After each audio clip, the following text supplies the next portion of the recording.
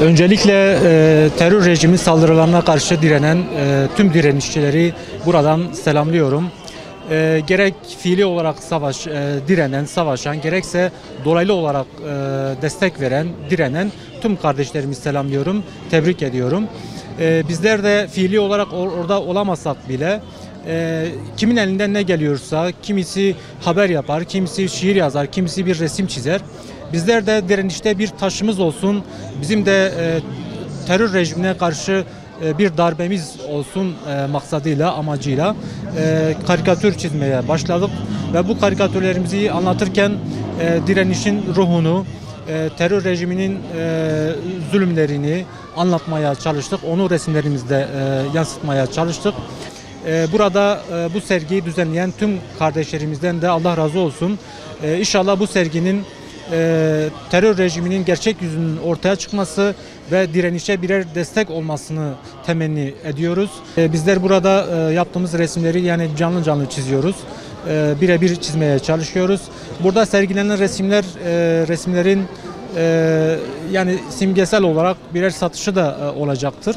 Bu satıştan elde edilen gelirin yine Filistin'e destek amacıyla kullanılacaktır. Bizler de burada çağrımızdır. Almak isteyenler bu sergimize davet ediyoruz.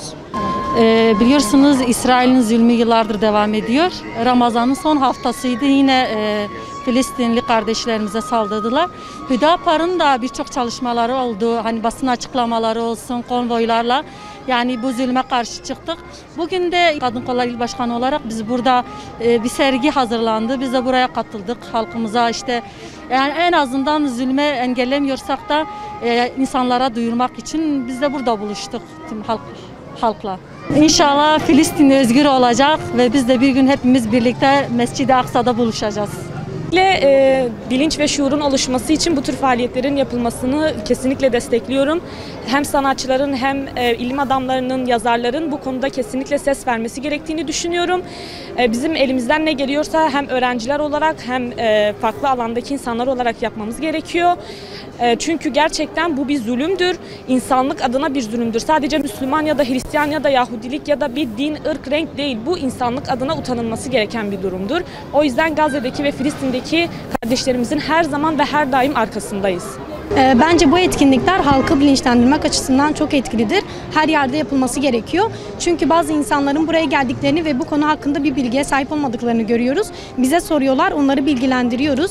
Yani bu zulmü durdurmak açısından bence çok faydalıdır. Her yerde de yapılması gerekiyor ve aynı zamanda desteklenip insanların buna ilgi göstermesi gerekiyor. Bunları yapabiliriz, mesela sosyal platformlarda yayabiliriz. Bu şekilde daha fazla ilgi görerek zulmü engelleyebiliriz.